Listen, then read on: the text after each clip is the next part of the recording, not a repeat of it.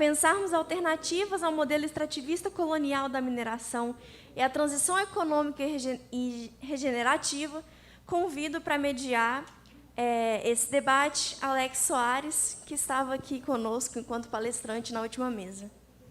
Bem-vindo, Alex. Ele vai ser nosso único participante presencial. E a nossa mesa com os debatedores, convido o Marcos José de Abreu, mais conhecido como Marquito, é engenheiro agrônomo, mestre em agrossistemas e tem suas ações nas pautas por ecologia e justiça social, além de atuar na promoção da agroecologia e agricultura urbana, da segurança alimentar e nutricional e da compostagem. Marquito, seja muito bem-vindo. Muito obrigado, que sensacional estar aqui com vocês, poder contribuir com esse debate. Quero agradecer muito a toda a equipe do mandato da Duda, né, que a gente também tem muita alegria de tê-la nesse fronte. Nós que hoje estamos aí também atuando diretamente nos legislativos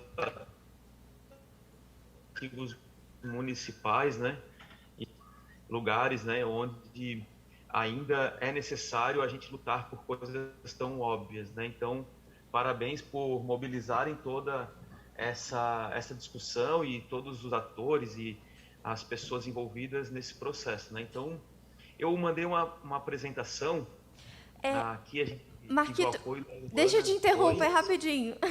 Claro. Eu vou só terminar de apresentar e aí eu passo a mediação pro Alex, que aí a gente... Tá bom, querida. Tamo junto. Obrigada, desculpa, foi erro meu.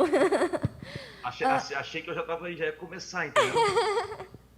Bom, também faz parte desse painel Guilherme Lito, que é engenheiro de produção pela PUC, no Rio de Janeiro, e há 6 anos mudou-se para a zona rural, segue dando aulas através da Escola Schumacher Brasil e apoiando organizações como a Coco Legal, a responderem à realidade que vivem de forma regenerativa. Guilherme, seja muito bem-vindo. E, por fim, Isaías de Carvalho Borges, tem graduação em Economia pela UFV, mestrado e doutorado também em Economia pela Unicamp e atualmente é professor de Economia na PUC Campinas. Isaías, você está por aí? Eu acho que sua câmera está desligada. De qualquer forma, eu vou passar a mediação para o Alex para que a gente possa dar início ao debate. Tá bom? Muito obrigada.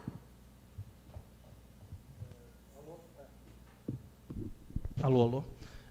Eu não vou, sem mais delongas, eu vou passar a palavra ao Marcos José de Abreu, e aí, com 20 minutos, para você fazer a apresentação. Na hora que você tiver à vontade, pronto, pode começar. Muito obrigado.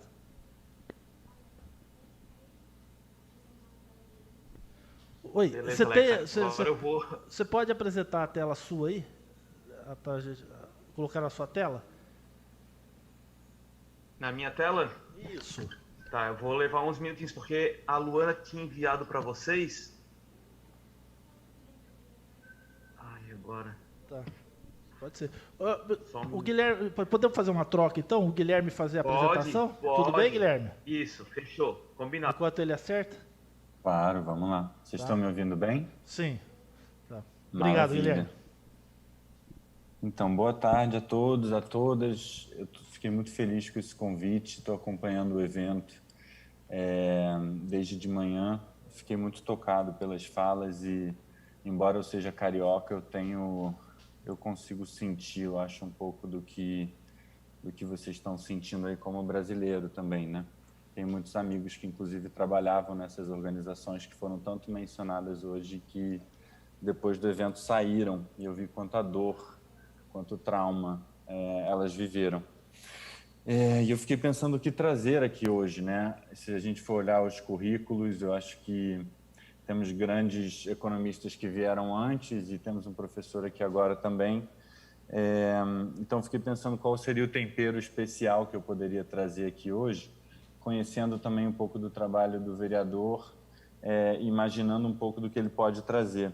Então, talvez o que eu vá trazer cause um pouco de surpresa, seja um pouco distante com o que veio antes, porque eu vou falar também do papel positivo das empresas nessas mudanças, para o que a gente está chamando de economia regenerativa. Eu vejo que nós somos como um ecossistema que está mudando, né? Então, a gente tem os ativistas, tem organizações da sociedade civil, tem o poder público, e as empresas também são atores. São atores que hoje, como foi muito bem explorado hoje, tem uma ação degenerativa enorme, ao ponto da gente estar discutindo o Holoceno hoje em dia, né? o Antropoceno, mas que não precisa ser assim por natureza, acredito eu. Então, quando a gente fala de economia regenerativa, eu acho que o que a gente está fazendo é esse salto de um mundo onde a gente se vê como os seres inteligentes que dobram a natureza ao nosso prazer, tentando extrair dela produtos e serviços, para uma visão um pouco mais humilde, onde a gente se vê como seres inteligentes, parte de uma inteligência maior, e a gente vai evoluir em simbiose, vai coevoluir com esse sistema inteligente. Então, acho que o grande desafio aqui é nós, seres humanos, botarmos a nossa ação humana a serviço do aumento de vida. Vida, numa definição geral, com V maiúsculo, isso vai desde uma boa vida, uma vida que vale a pena ser vivida para seres humanos, até a regeneração dos nossos biomas, o aumento da biodiversidade, etc. Então, a proposta é essa, que a gente consiga viver nossas vidas alinhadas a esse aumento de vida no nosso entorno. E eu acho que tem duas perguntas que talvez pudessem guiar essa minha fala. A primeira pergunta seria: quais alternativas há para o que a mineração promete trazer de bom? Então, acho que no último painel ficou bem claro que nem sempre o que se promete é o que se entrega, mas fala-se muito da balança comercial, de renda, trabalho, PIB, etc. Então, que alternativas teria para esses mesmos territórios onde a mineração eventualmente aconteceria ou que já acontecem hoje, que entregariam de fato o que a gente está buscando, que acredito eu são bons motivos para se fazer alguma coisa, garantir renda, uma vida digna, garantir trabalho, um país com uma balança comercial saudável, isso são coisas boas que a gente quer atingir, não necessariamente a mineração é o melhor caminho para chegar lá, né? Então, quais seriam alternativas para isso? E a segunda pergunta: que alternativas que a gente poderia ter, e aí não está restrito ao território onde a mineração acontece, onde a gente precisaria menos de mineração?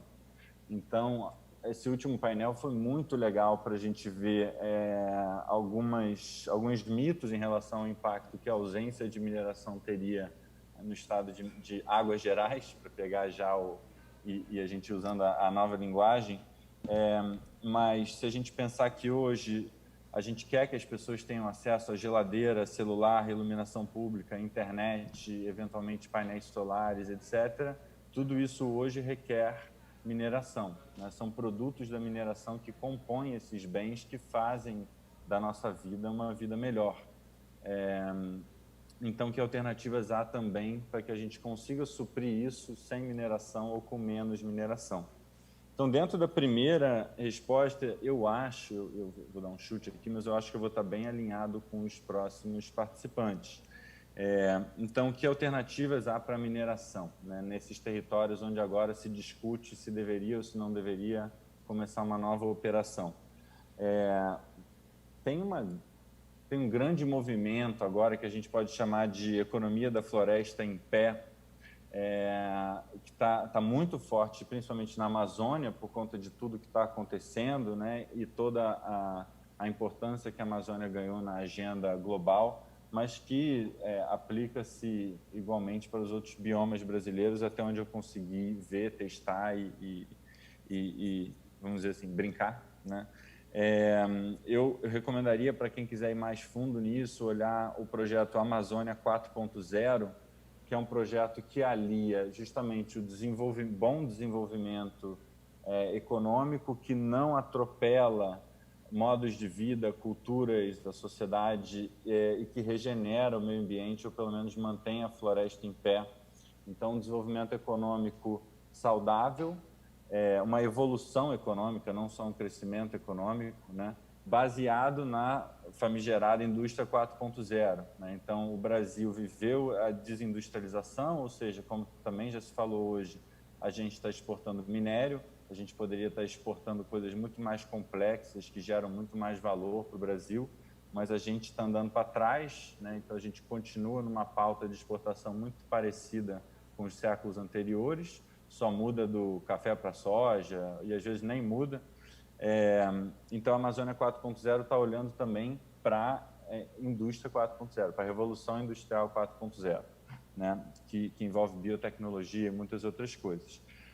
Mas a história que eu queria contar para vocês, e são tantas que a gente poderia falar, mas a história que eu queria contar para vocês, ela envolve uma empresa que eu não estou fazendo comercial nem nada, muito pelo contrário, e como qualquer iniciativa humana, tem seus defeitos, tem suas imperfeições, como todo ser humano também, né? Então, eu não estou vendendo isso aqui como um lugar a se chegar ou nada parecido, mas eu acho que quando a gente está falando sobre alternativas, é bom a gente dar exemplos, né? Então, eu peguei um exemplo aqui de uma empresa que eu imagino que alguns de vocês conheçam, uma empresa que tem quase 100 anos, uma empresa familiar lá do Rio Grande do Sul, chama Mercur, uma empresa que trabalha com borracha, uma empresa que iniciou e cresceu durante décadas muito como qualquer outra empresa cresceria, né? Está pensando no valor para o acionista, vai crescendo, crescendo, crescendo infinitamente, até que num determinado momento os donos da empresa, a diretoria da empresa começa a se perguntar: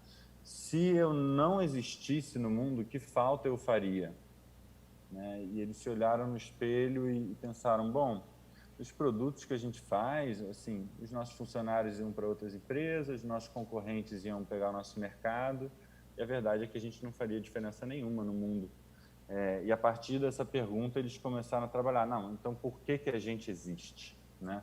Então, eu venho não com uma procuração para falar por empresários, muito pelo contrário, eu tenho longas e quentes debates com empresários, mas talvez eu seja aqui o mais próximo do mundo empresarial, porque é daí que eu venho, e eu acho que é importante marcar uma diferença entre empresas convencionais, as empresas que vieram desde a sua gênese com essa ideia, essa ideologia de maximizar o lucro para o acionista, né? Empresas que existem para lucrar, e o que a gente está vendo agora é uma transição enorme, com pessoas que são novas embalagens para antigos interesses, mas também empresas que estão, na minha experiência, de verdade, olhando para si e falando assim: mas por que eu existo? Né? Então, dentro desse lugar do empreendedorismo de impacto, negócios sociais, enfim, tem muitos nomes possíveis para isso. Tem uma frase que a gente gosta muito, que é assim: nós, seres humanos, nós precisamos respirar para viver, mas nós não vivemos para respirar. Né? Da mesma maneira, as empresas, elas precisam lucrar para viver, mas elas não precisam viver para lucrar. E aí, aqui eu estou falando só para deixar claro, principalmente de empresas muito pequenas, micro, pequenas, algumas médias empresas. A Mercur tem por volta de 700 funcionários e é uma empresa bem grande dentro desse ecossistema. Tá? Então, o que a Mercur fez? Falou: bom, hoje a gente pega a nossa borracha de monocultura, né? de seringueiras em monocultura, mas a seringueira ela cresce no meio da mata. Né? Quem é que cuida da mata e tem seringueira? E aí eles foram lá para a Amazônia, junto do projeto Origens Brasil. Para quem quiser olhar para alternativas de consumo interessantes, pode ser legal pesquisar Origens Brasil também. E lá eles fizeram uma parceria com povos ribeirinhos, onde a pessoa acorda de manhã, ela sai de barco. Enquanto ela sai de barco, ela já pega um pouco do sustento da sua família, já pega um peixe, alguma coisa assim. Ela faz trilhas pela floresta. Nessas trilhas, ela vai colhendo o látex e, nesse caminho, vai colhendo frutos, vai colhendo sementes, vai fazendo podas, vai pegando madeira que precisa, por aí vai. E depois, na volta, colhe esse látex, volta para casa, beneficia, e a Mercur garante que vai comprar todo esse látex que for produzido. O que eu achei muito interessante, além de você dar valor para uma floresta em pé, e tem várias empresas como essa, a Guayaki Erva Mate opera no Brasil e trabalha assim, tem muitas. O café é uma planta de sombra, o cacau é uma planta de sombra. Então, assim, não falta no Brasil valor financeiro, econômico para se extrair, no melhor sentido da palavra, de dentro da floresta de pé, né? E o que eu achei muito interessante ao conversar com os empresários lá é que eles, com esse ranço, né, esse cacuete de negócios que a gente tem, e infelizmente está dentro da gente, eles começaram a pensar em botar metas, né, para eles trabalharem mais, para eles produzirem mais. Eles viram que isso era um erro. Eles estavam trabalhando com pessoas que têm outro modo de vida, com pessoas que talvez, se trabalharem 3, 4 horas por dia, já está bom, já é o suficiente. Eles não querem acumular, eles querem o suficiente para talvez comprar um diesel, poder ir no posto, comprar alguma coisa, um extra para a família, mas não são pessoas que querem acumular, sair de lá, ir para a cidade ou coisa assim. Então, eles deram um passo atrás e é isso. Hoje as pessoas colhem enquanto elas quiserem colher e eles garantem que eles compram tudo. Então, essa é uma história, mas como eu falei, há muitas e muitas e muitas outras. E o Brasil, inclusive, é referência, até onde eu posso dizer, de projetos como esse, isso sem falar em todo o movimento, e aí o vereador vai saber falar bem melhor do que eu, todo o movimento de agrofloresta, agricultura sintrópica, todos os pastos que a gente está regenerando, agora tem investimentos florestais, enfim, tem muita coisa legal. Se vocês quiserem depois, na perguntas e respostas, a gente pode aprofundar. Então, há alternativas à mineração? Há, inclusive alternativas que mantêm as florestas de pé. Acho que, como foi muito bem dito, a gente não precisa ficar dando valor. Eu acho que é até bem perigoso ficar tentando dar valor à natureza, porque ela não está à venda, mas com a floresta de pé, a gente tem todos os chamados, também um péssimo nome, eu acho, serviços ambientais, que a natureza não é nosso fornecedor, não trabalha para a gente, mas a gente consegue terra fértil, ar puro e água limpa, que são, como diria João Neto, um grande agricultor, coletor, que colhe mais de 70 produtos de dentro da mata da floresta dele. Essas são as 3 grandes colheitas da boa agricultura: terra fértil, água limpa e ar puro. Então, podemos entrar mais nisso se vocês quiserem, imagino que os outros vão entrar nisso também.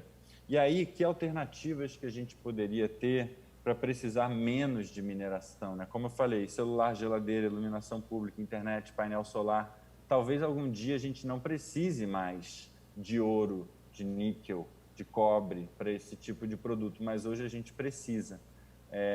E me parece que é importante que o povo brasileiro tenha acesso a esse tipo de bem, porque eles, embora a gente sabe todos os problemas que eles também geram, são bens que eu acho que a pessoa tem que poder ter renda para ter e ter a disponibilidade de ter, né? Não adianta agora a gente com o celular na mão falar, parou mineração, não precisa mais disso, já foi longe demais. A gente precisa garantir que as pessoas tenham acesso a esses bens também. Então, o que eu tenho percebido também nos movimentos empresariais, e aí, infelizmente, ainda um movimento muito internacional, bastante gringo, onde esse dinheiro vai acabar indo lá para fora também. Então, essa é uma ambiguidade desse movimento, mas eu acho que não por isso vou deixar de mencionar. O que a gente tem visto é muitas experiências nas grandes empresas, principalmente, dentro do que está sendo chamado de economia circular. Então, nós hoje não, nós há alguns séculos vivemos já nessa economia linear, onde eu extraio, produzo, distribuo, consumo e descarto, né? Então, num lado eu extraio, do outro lado eu descarto, a gente transforma o lixo, o nosso planeta Terra, num grande aterro sanitário, um grande lixão. Então, o que a gente tem visto é esse movimento enorme da emergência de uma economia circular, onde todos os resíduos, todos os rejeitos, tudo que está no final de um processo é, na verdade, um insumo para um novo processo. E um dos modelos de negócio que surge aí, e aí vale mencionar os heróis invisíveis do nosso Brasil, que são os catadores, que cuidam assim, de uma porcentagem imensa das nossas latinhas, né? Eu acho que o Brasil é, infelizmente, até por motivos ruins, um grande case mundial em termos de reciclagem de alumínio. Mas o que a gente tem visto é que as empresas em si estão desenvolvendo negócios, produtos onde elas não geram rejeito. E um dos possíveis que eu achei que seria legal trazer aqui é a ideia de você parar de vender produto e você começar a vender serviço. Você parar de vender lâmpada e começar a vender iluminação. Você parar de vender geladeira e começar a vender refrigeração. Então, o que aconteceria se a geladeira que você tem em casa não fosse sua, onde você não precisasse parcelar ela em não sei quantas vezes com juros e no final das contas pagar 3 geladeiras e na verdade você pagar uma mensalidade e a geladeira se quebrar é responsabilidade do fabricante consertar. O que a gente gera a partir dessa venda de serviço e não venda de produto? A gente gera um incentivo enorme para economia de materiais. Então, sabe aquela história da lâmpada de 1000 anos que já existe, mas ninguém vende? É claro que não vão vender uma lâmpada que dura 100 anos ou 1000 anos, porque eles vivem de vender lâmpada. Mas se eles vendessem serviço de iluminação, talvez você fosse ter essa pessoa indo na sua casa só uma vez e instalar lâmpada e nunca mais na sua vida você precisaria. Então, a obsolescência planejada, a obsolescência programada que tanto se fala, onde o seu celular tem que quebrar, a sua geladeira tem que quebrar para você comprar uma nova, esse incentivo cai na medida em que você está comprando um serviço e não um produto. Então, esse é um mercado que cresce muito hoje e, como eu disse, é um mercado que é, às vezes, mais lucrativo e, infelizmente, poucas empresas brasileiras são mais grupos internacionais. Todos os grandes grupos internacionais têm áreas, departamentos de economia circular e estão caminhando muito nisso. Então, você gera menor demanda por mineração, nesse caso, você gera menor demanda por bens, por materiais, porque a geladeira dura mais, etc. E quando a geladeira quebra, a empresa pega ela de volta, porque a geladeira é dela. Então, ela remanufatura, ela reproduz, etc., conserta e bota de novo no mercado. Então, ela não precisa de mais minério, ela não precisa de mais material. Ela tem um estoque de material que ela vai ciclando. E aí, para terminar, nos meus últimos 2 minutos, eu quero só dizer que a sensação que eu tenho é que nós, na nossa cultura ocidental, eurocêntrica, etc., a gente está numa encruzilhada, né? Eu acho que não dá para deixar de mencionar que eu acho que o nosso modo de vida, ele mostra sinais de falência. Então, também há muito que se inspirar nos modos de vida tradicionais. Eu acho que a gente tem bons arquétipos aí de que é uma vida que vale a pena ser vivida, e essa vida também gera muito menos pressão na chamada natureza, ou no planeta Terra, ou em Pachamama, ou o que você quiser. Então, acho que há muito que se inspirar nos povos tradicionais que vieram para essa terra, né, que foram forçadamente trazidos para cá. Há muito que se inspirar nos que já estavam aqui, em outros cantos também. Se a gente olhar para os mitos como Jesus Cristo, se a gente olhar para histórias como do Gandhi, eu acho que a gente vai encontrar pistas do que seria uma vida que também requeriria bem menos mineração e isso não custaria o nosso bem-estar. Essa é a minha hipótese, pelo menos, e algo que eu tenho buscado pessoalmente. Obrigado pelo espaço e estou muito curioso para ouvir os próximos. Guilherme, muito obrigado. Acho que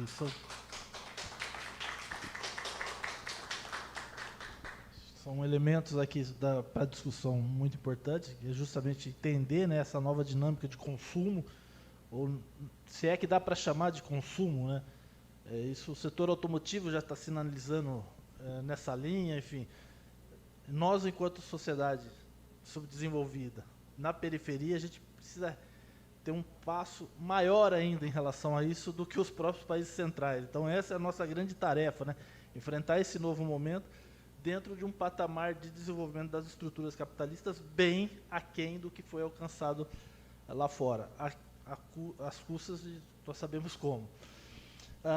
O Marcos, eu quero passar a palavra para o Marcos e depois a gente abrir aqui para o debate com os nossos palestrantes.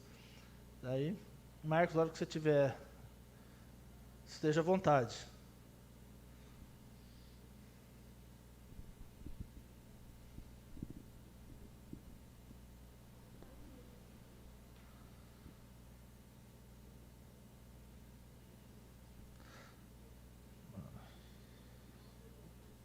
Pronto, agora eu abri o áudio. Eu vou compartilhar uma apresentação, pode ser?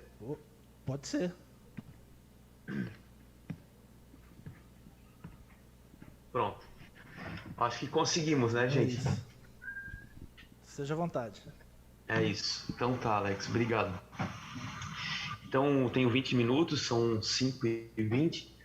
Gente, eu queria dividir com vocês um pouco nessa perspectiva desse painel, que alternativas temos, né? E trazer a agroecologia, ou essa visão sistêmica que constrói a agroecologia para trazer alternativas, né?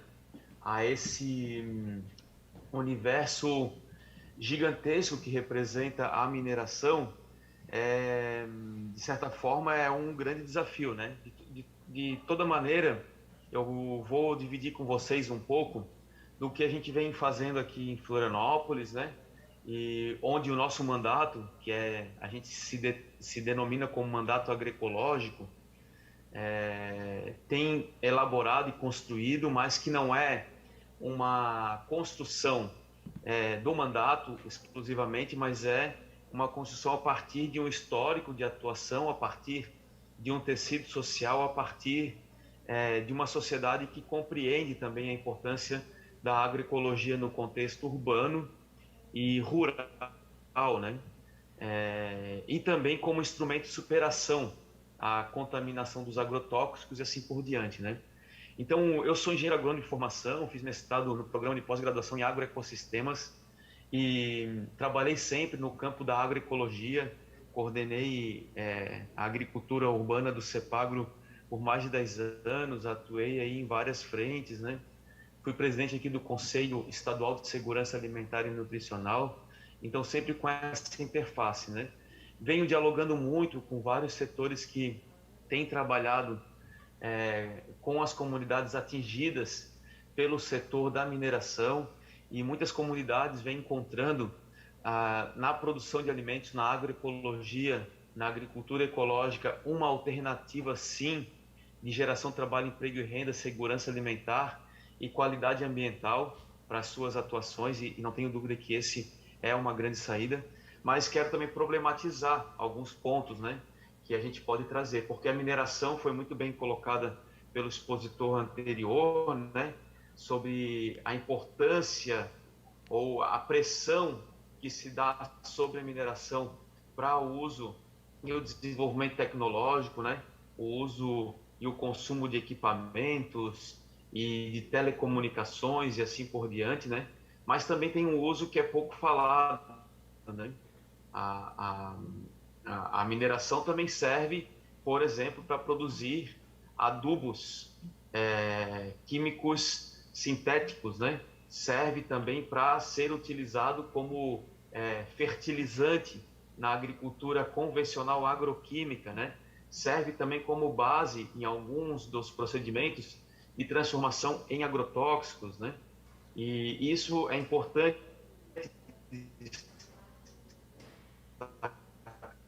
né? E para reciclagem de nutrientes a partir, por exemplo, da compostagem, né? Então, acho que é importante complexificar esse debate, né?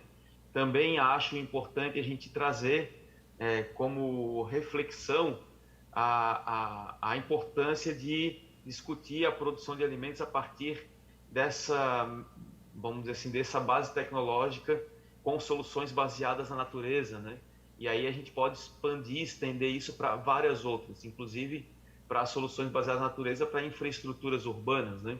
Como tratamento de esgotamento sanitário, sistemas de micro e macro drenagem, sistemas de construção civil, sistemas de uso dos ambientes integrados, né?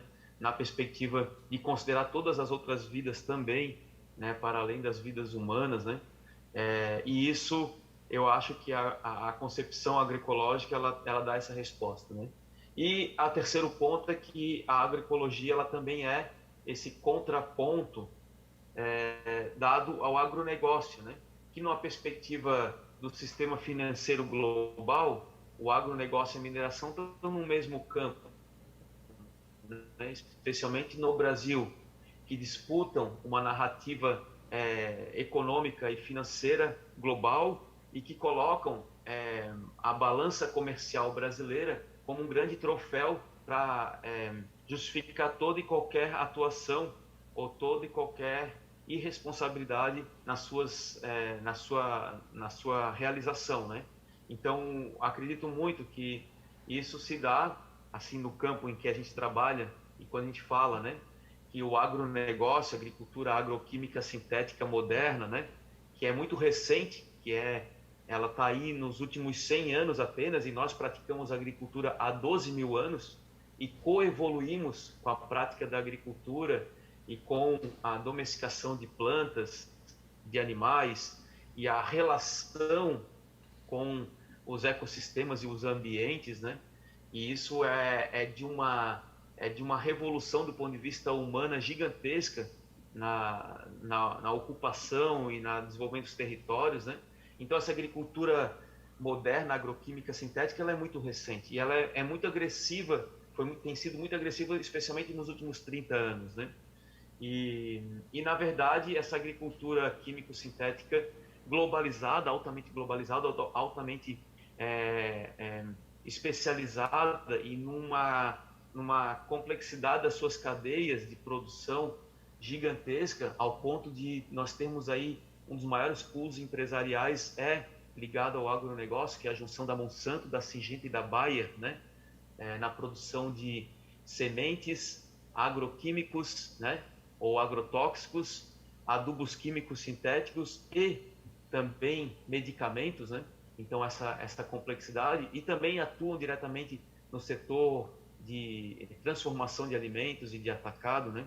Então, isso demonstra que essa agricultura moderna, que dialoga com a questão da balança comercial, ele, nesse momento, ela não calcula as suas externalidades, que é a grande questão colocada sobre o modelo capitalista ou o modelo financeirizado das relações econômicas globalizadas, né? Eles não calculam as externalidades e também os impactos causados por esse tipo de agricultura, perda de biodiversidade, perda de água, perda de solo, transformação direta ou emissão direta de gases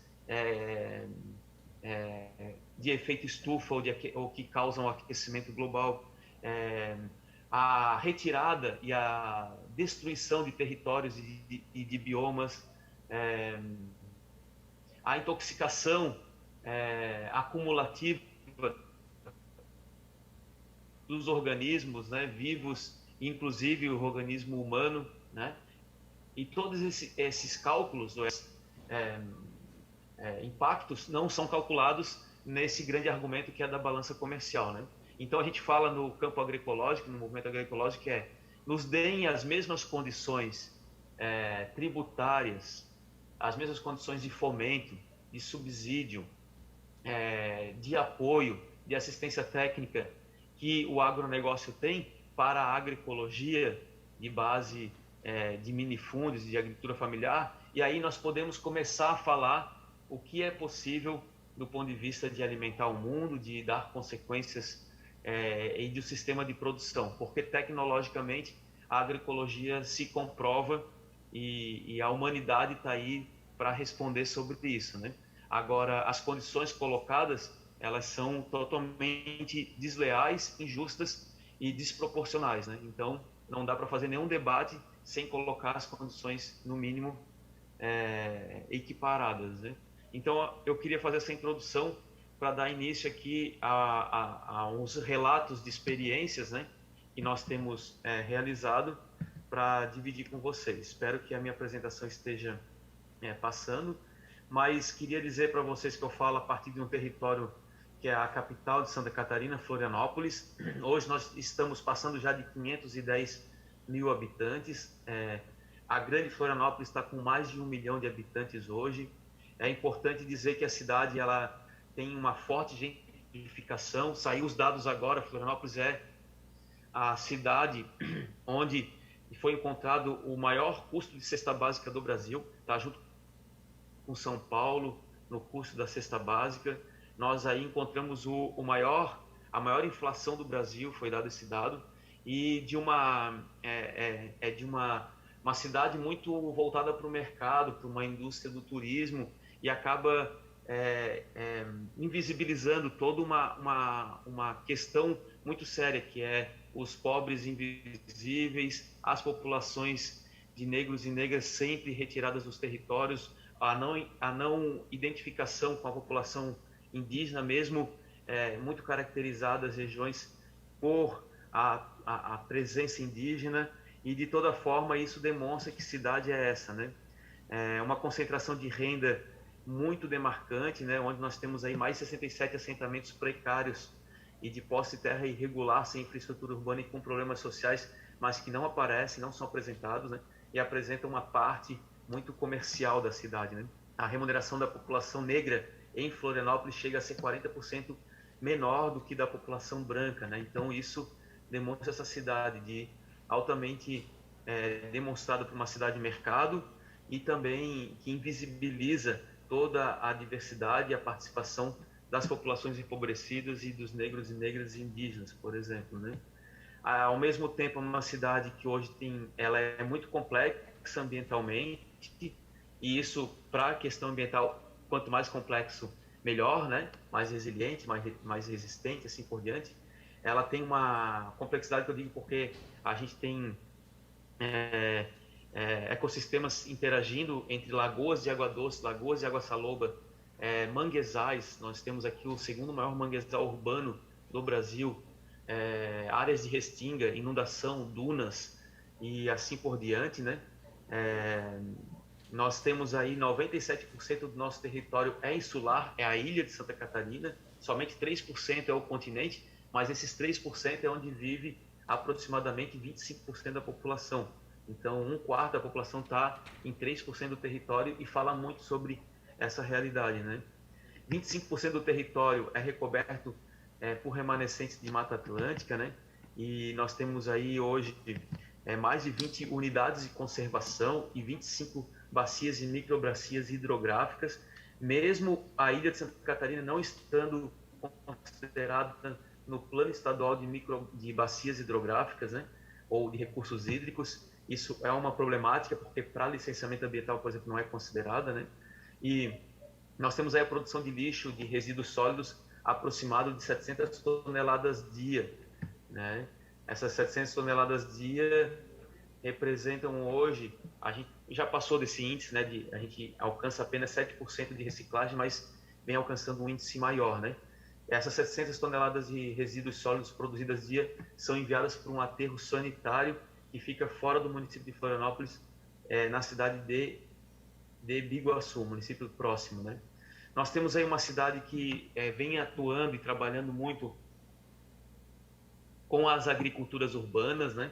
Então eu falo as agriculturas porque a agricultura urbana, ela é desde a agricultura, como tem nessa foto aqui, uma atuação dentro de um centro ou uma unidade básica de saúde, um centro de saúde, com quintais, hortas comunitárias, agricultura nas escolas, campos hortícolas, áreas periurbanas ou áreas com características rurais dentro da cidade, né?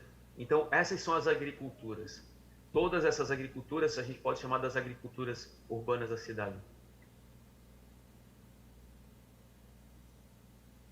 Aqui a gente trata um pouco do que a gente vem fazendo, a importância, né, gente, de trabalhar a agroecologia ou a ecologia na perspectiva da justiça social, e isso é fundamental. Então a gente tem aí um trabalho, o nosso mandato, o gabinete, a gente tem um banco de sementes dentro do mandato, tem toda uma série pedagógica, a gente tem aí a importância de trabalhar, né, na perspectiva da ciclagem e do ciclo do alimento e da ciclagem de nutrientes, que fala muito sobre esse painel que nós temos hoje. Então, além da agricultura urbana, ela se realiza a partir de políticas que tragam fomento, assistência técnica, crédito e apoio institucional para essas práticas, né? Isso é um custo muito baixo para o município, comparado ao retorno que isso traz. E os bancos de semente, a produção de sementes tradicionais, ela é fundamental, assim como a gestão de resíduos da cidade para retornar esse resíduo orgânico em forma de adubo é fundamental, e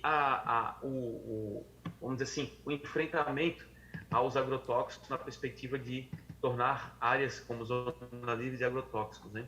Então a gente faz muito debate na rua, assim, queremos voltar muito a esse lugar onde estamos aos poucos retornando, né? Nós temos o nosso mandato gabinete de rua também, e isso, acho que a agroecologia pode ser um grande motivador de transformação e de mudança social, né? A gente aprovou a Política Municipal de Agroecologia, que faz um debate da produção ao consumo final, e aqui nós temos as diretrizes gerais, que é apoio à agricultura familiar, à agricultura urbana, povos e comércios tradicionais, à produção orgânica, à sociobiodiversidade, desenvolvimento sustentável, agroextrativismo, transição agroecológica e recursos ambientais. A lei está aprovada, ela passa por... Nós estamos encontrando vários mecanismos de regulamentação, como o decreto de regulamentação das feiras agroecológicas.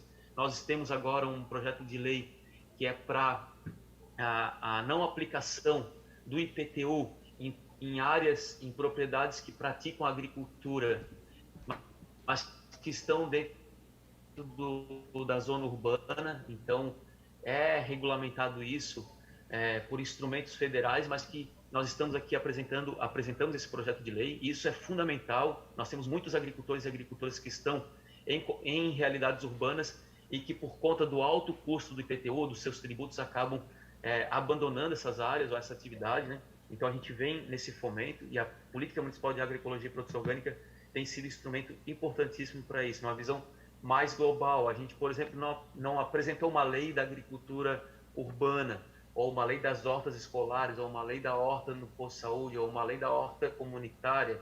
A gente apresentou uma política municipal de agroecologia que faz todo esse debate da agricultura ecológica no urbano e no rural, né? A gente também apresentou aqui uma lei chamada Lei da Compostagem. Já fizemos um debate aqui com o mandato da vereadora Duda nessa perspectiva, onde nós temos aí metas anuais de desvio ou da proibição de envio dos resíduos orgânicos para o aterro sanitário, e a obrigatoriedade da compostagem, e a proibição também da incineração. E o composto orgânico, a cidade, ela pode muito bem retornar ao campo, ou aos solos, ou à terra, esses nutrientes que são totalmente hoje perdidos, porque a gente não tem uma visão sistêmica e cíclica sobre os nossos recursos, ou aquilo que está disponível, como a água, o solo, os nutrientes, né?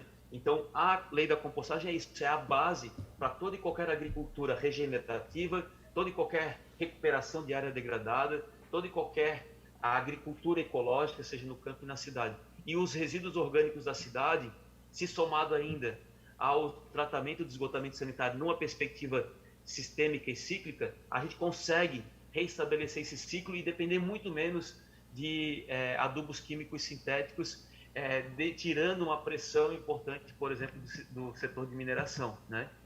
E mais do que isso, a limpeza urbana, ou o tratamento dos resíduos sólidos e também o tratamento de esgotamento sanitário, é um dos principais gastos públicos de toda a cidade. Então, a gente pode transformar, porque já se paga para isso.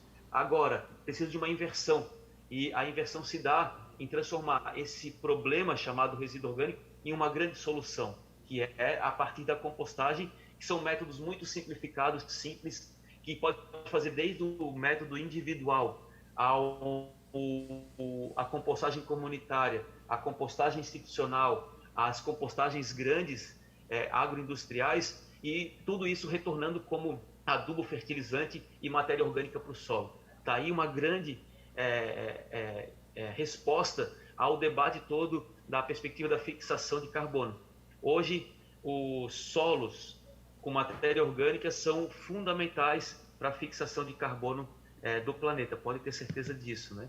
A floresta de pé é fundamental, porém, somado à matéria orgânica no solo, isso é de um poder enorme, né?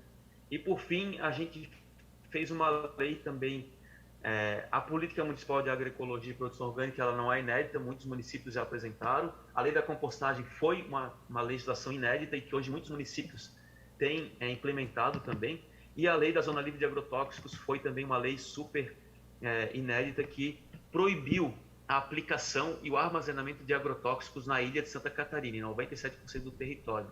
Isso foi construído junto com o Fórum Catarinense de Combate aos Impactos Agrotóxicos e Transgênicos, foi construído com vários setores da sociedade.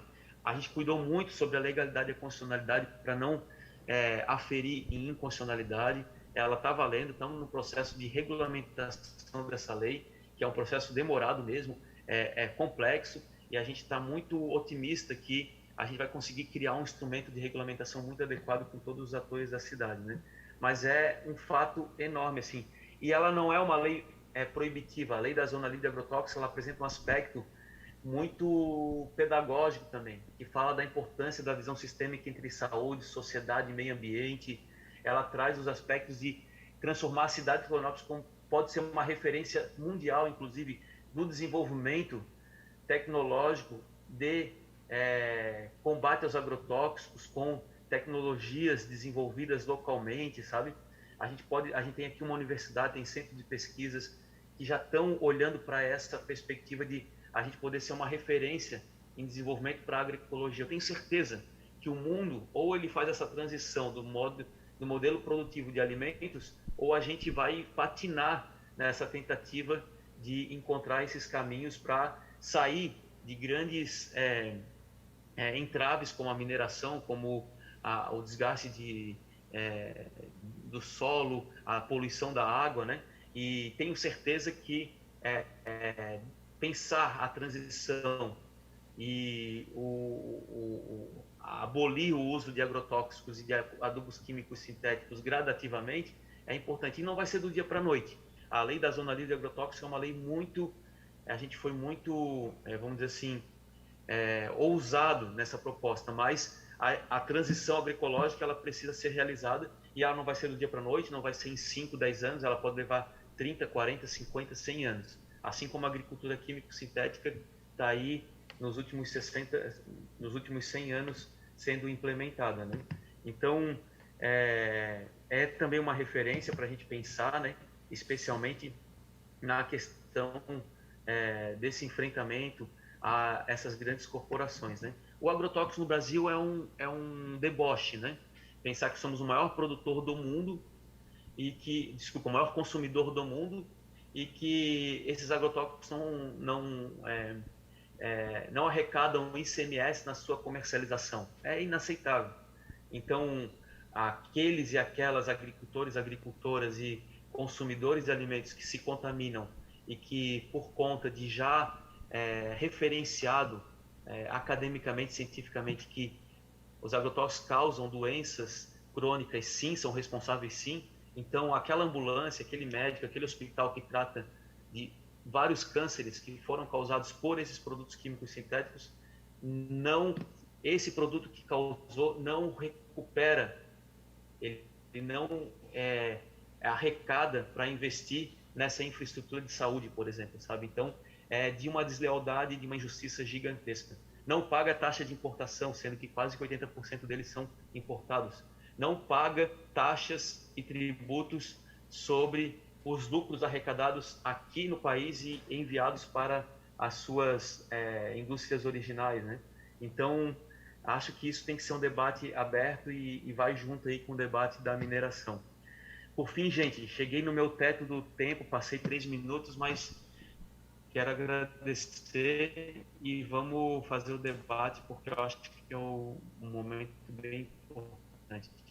Está aqui o nosso contato, estamos juntos e espero ter contribuído aí com a discussão.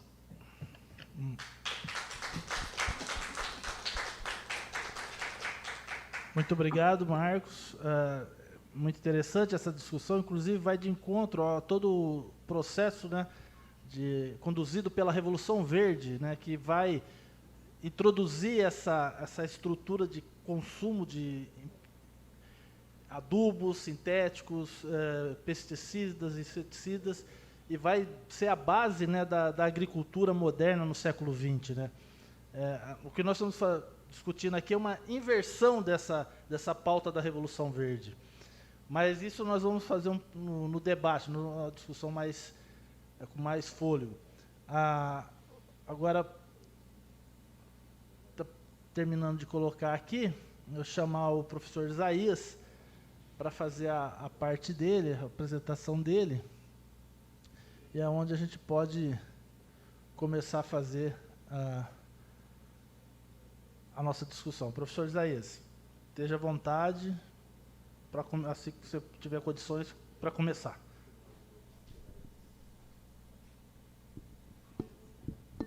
Está mutado. Boa tarde a todos, é um prazer enorme estar aqui com vocês. Peço desculpas aí pelo pequeno contratempo que tive aqui, contratempo tecnológico, muito comum nesses dias de modo remoto. Felizmente consegui voltar.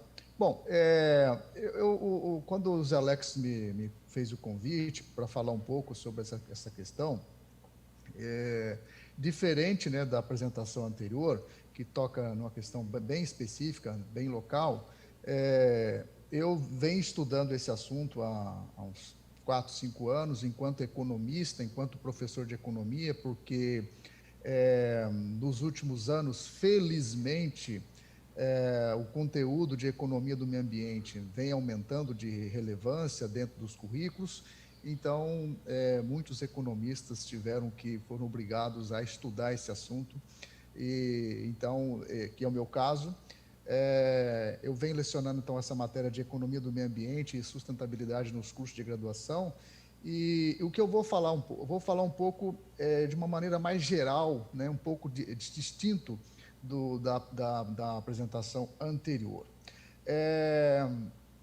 Eu quero pontuar algumas questões que eu acho que são assim incontornáveis, que não tem como a gente discutir essas questões sem levar em consideração essas questões que são, né, de caráter global, afeta muito o Brasil, porque, afinal de contas, o Brasil é um país sui generis, né, muito peculiar, por ser ao mesmo tempo um produtor, um grande produtor de produtos agrícolas, né? um grande player no mercado internacional do agronegócio, um grande player no mercado de minérios, mas também, ao mesmo tempo, é um país que é um grande detentor, por exemplo, de biodiversidade, de reservas de água e assim por diante. Então, significa que aqui no Brasil,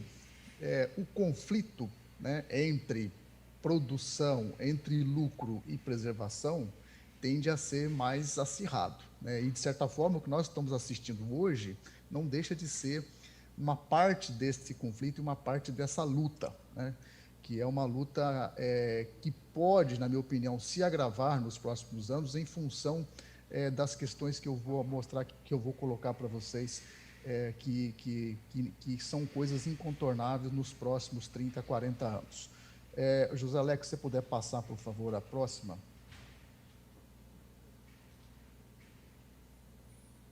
Isso. Bom, pode, José Alex, se quiser passar mais uma. Isso.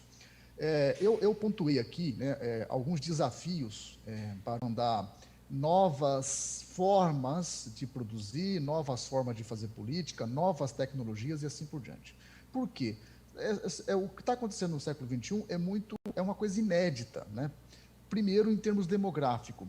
Apesar da queda na taxa de crescimento, a população tende a continuar crescendo, de acordo com as estimativas da ONU, até 2100, pelo menos, né? Então, estima-se que até 2050 a população estará em torno de 9 bilhões e 2100 em torno de 10 bilhões. E depois, de acordo com essas estimativas, esses modelos, a partir de 2100 a população total tende a começar a cair. E, paralelo a isso, nós temos um outro fenômeno, que é o fenômeno do envelhecimento populacional, né? Quer dizer, a população não vai só crescer, mas também aumentará a participação da população idosa e também aumentará a chamada taxa de dependência, né, da população. Por favor, José Alex. Aí eu tenho também desafio, porque esse desafio tecnológico, essas mudanças demográficas, sobretudo o crescimento populacional, impõem desafios econômicos. Há necessidade de aumentar a produção de alimentos. Vocês estavam falando aqui anteriormente sobre a questão da agricultura, Revolução Verde, etc. Os problemas sérios que nós temos hoje na produção de alimentos. o modelo agrícola, né, que nós temos hoje, que ele está esgotado. Eu tenho aumentar a produção de energia, que também é outro setor problemático. Talvez produção de alimentos e de energia sejam os dois setores onde esta questão do desenvolvimento sustentável e esta questão da transição seja, né, talvez onde isso seja inevitável, até porque ou fazemos isso ou corremos o risco de, em pouco tempo, a gente não ter mais condições de continuar produzindo, tamanho, né, o esgotamento do modelo que nós temos hoje. E, por favor, José, eu tenho também, junto com isso, desafios no campo social, né, emprego, a pobreza, a desigualdade, que, embora, né, durante os últimos 15 anos, ela dava sinais de diminuição, inclusive no Brasil, mas que, infelizmente, aqui no Brasil, pelo menos a partir de 2015, voltou a aumentar, e agora, com a pandemia Covid-19, então, provavelmente, nós vamos ter um retrocesso muito grande nessas duas questões, em termos globais, mas no Brasil, mais ainda, pelos motivos políticos, né? Porque a forma como nós enfrentamos a pandemia e a forma como nós estamos enfrentando os custos e os impactos da pandemia, na minha opinião, né, completamente equivocado. Então, isso vai fazer com que os custos sociais aqui tendem a ser maior, já estão sendo. A recessão no Brasil é maior do que em outras partes do mundo, a desvalorização da moeda é maior, a inflação é maior e provavelmente também o efeito sobre pobreza e desigualdade também vai ser maior. O ano passado, um estudo mostrou que mais de 100 milhões de pessoas no Brasil sofreram com insegurança alimentar, né? Então, a fome e desnutrição, se já era um grande problema, a FAO estimava em 2019 em torno de 1 bilhão de pessoas em situação de desnutrição, agora também com a pandemia isso tende a aumentar. Eu tenho também desafios tecnológicos, porque nós estamos vivendo a emergência da 4ª Revolução Industrial, não podemos esquecer disso. Nesse pacote vem aí um monte de coisa, inteligência artificial, robótica, carro autônomo, impressão a 3D, engenharia genética, nanotecnologia, etc, etc, etc. De acordo com os estudiosos, esta 4ª revolução, ela difere das anteriores, pelo menos em duas questões. Na dimensão, na amplitude, então, essa é uma revolução que está afetando todos os segmentos da sociedade, todos os setores da economia, e também ela difere na profundidade, no tamanho dos impactos, certo? Alguns impactos podem até ser positivos do ponto de vista ambiental, mas com certeza há muito impacto negativo, sobretudo em relação ao emprego, porque nós estamos falando aí de tecnologias que estão substituem mão de obra e de uma forma muito radical. Em todas as revoluções tecnológicas anteriores, esse processo ocorreu, mas agora, pela primeira vez, eu tenho um conjunto de tecnologias que afeta de forma radical vários segmentos da indústria, e alguma das consequências dessas novas tecnologias sobre, por exemplo, o mercado de trabalho, nós já estamos observando, né? Uber, iFood, são exemplos de novos negócios, novos empreendimentos que estão dentro destas, né, novas tecnologias. Nós já estamos vendo os resultados disso sobre, né, os indicadores sociais. E, finalmente, eu tenho as questões ambientais, né? Eu tenho aí vários problemas ambientais, mas os mais importantes, por exemplo, essa semana está ocorrendo a COP26 para discutir, né, as mudanças climáticas, etc. Então, eu tenho mudanças climáticas, esgotamento de recursos minerais, né, já que é do tema central aqui desse seminário, erosão da biodiversidade, que é uma questão muito séria no Brasil, poluição, escassez hídrica, escassez de solo e assim vai, né? Então, o que acontece? Por isso que eu falei que o século XXI, ele é peculiar, esses desafios são únicos, porque pela primeira vez essas coisas estão juntas, né? No passado, tivemos crises econômicas, crises sociais, tivemos revoluções tecnológicas, mas, pela primeira vez, nós vamos ter que dar respostas a estes problemas sociais, econômicos e demográficos, ao mesmo tempo também dando resposta para os problemas ambientais, porque eles se tornaram também incontornáveis. Não há mais como resolver o problema de produção de alimentos, não há mais como pensar o crescimento econômico, e pensar em inflação, pensar em crescimento da renda per capita ou pensar em combater a pobreza de forma totalmente descolada das questões ambientais. Então, algumas perguntas importantes, né? O Zé Alex, se quiser estar fazendo um favor. Exemplo, como alimentar uma população de 9 bilhões de pessoas num cenário de escassez de solo, de água e de mudanças climáticas?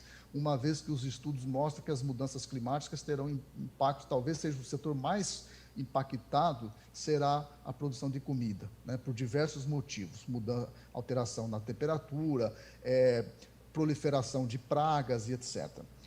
Outro exemplo, como eliminar pobreza e reduzir desigualdade, que são objetivos da Agenda 2030, né, que é um dos objetivos do desenvolvimento sustentável, como resolver essa questão da pobreza e desigualdade nesse contexto de emergência de tecnologias poupadoras de mão de obra e concentradoras de renda, né? Se você pegar a lista dos bilionários, você pegar o que aconteceu na pandemia, uma maioria perdendo renda, uma maioria em situação de segurança alimentar e alguns bilionários do setor de tecnologias ficando mais bilionários ainda, né? Eu vi ontem que o dono da Tesla já quebrou um outro recorde em termos de patrimônio.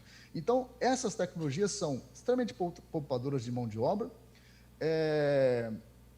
e mais, né, não há perspectiva de grande parte dessa parcela de população ser absorvida em outras atividades, como foi no passado. E a outra coisa é que são tecnologias que também têm um caráter concentrador de renda. Então, como é que nós vamos conciliar esses objetivos da Agenda 2030, por exemplo, com estas mudanças tecnológicas que estão ocorrendo? Como acabar com a fome e a desnutrição num cenário, né, do aumento de preço dos alimentos? Isso está se agravando agora na pandemia, mas isso já era uma tendência dos últimos 10, 15 anos.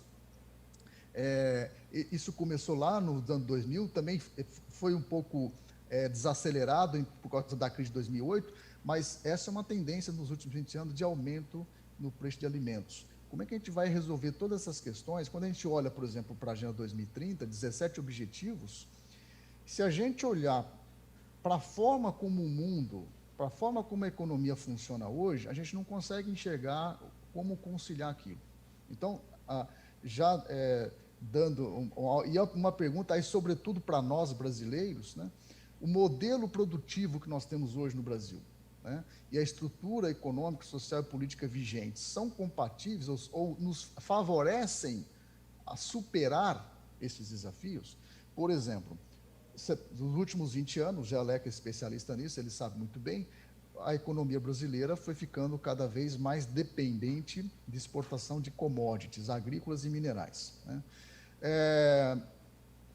Isto é muito grave do ponto de vista econômico, porque você perde complexidade econômica, a economia perde complexidade, perdendo complexidade você perde capacidade de gerar emprego, gerar renda, e, portanto, você reduz, né, o dinamismo da economia, que pode, por exemplo, atuar contra a pobreza, contra a desigualdade.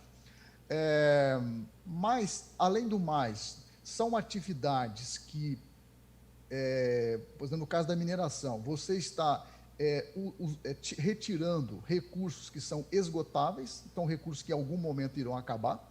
Então, até onde eu sei, se pensa muito pouco no Brasil no pós, né? O que será, por exemplo, de regiões como onde tem mineração após o esgotamento desses recursos, né?